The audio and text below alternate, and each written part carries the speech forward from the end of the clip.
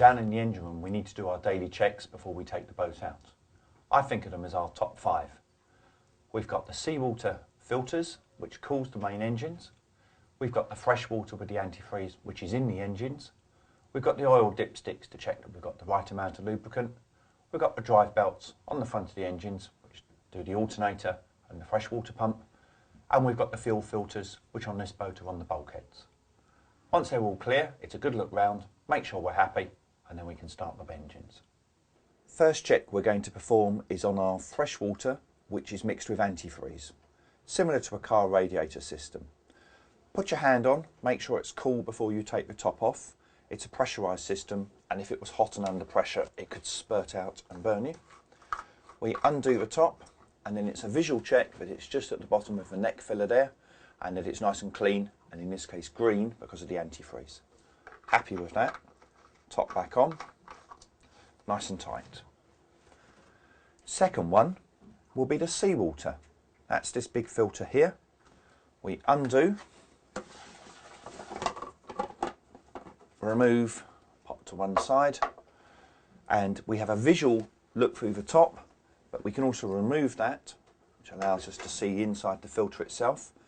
If this was filthy, we'd remove it by pulling vertically up, wash it out under a hose, reassemble. It only goes in one way. When we put it back together, clear filter on top, run a finger around, make sure it's levelly seated. Screw threaded part, I turn it the wrong way slightly just to feel the click where the thread starts. Now we turn and push hard, make sure it's nice and tight. And again, just feel around the bottom edge, make sure it's seated evenly. Third on our list is our engine oil level.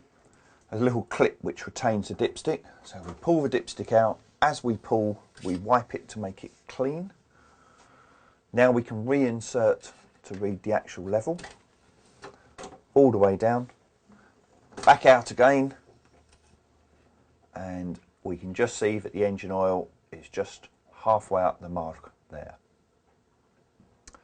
Fourth, we have the drive belt tension. There's 2 on this engine. The first here, which is our alternator belt, and that's fine. We're looking for no more than about ½ an inch, 13 millimeters of deflection. We also have a second belt on this engine just here, which drives the supercharger. Additionally, on a boat without drives, we have a couple of extra things to look at. Firstly, we have the level of hydraulic fluid that is in the outdrive rams. This is what makes the legs move up and down when we want to trim the boat. So it's a visual check, as they're clear containers. Make sure it's between the max and min marks. And this one here is perfect.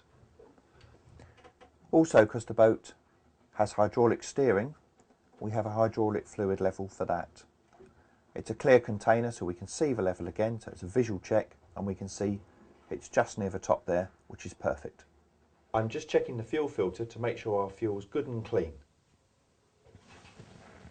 I just push and twist. There's a small sample I've drawn off, and we can see it's nice and clear, no water. Once they're all clear, it's a good look round, make sure we're happy, and then we can start the engines.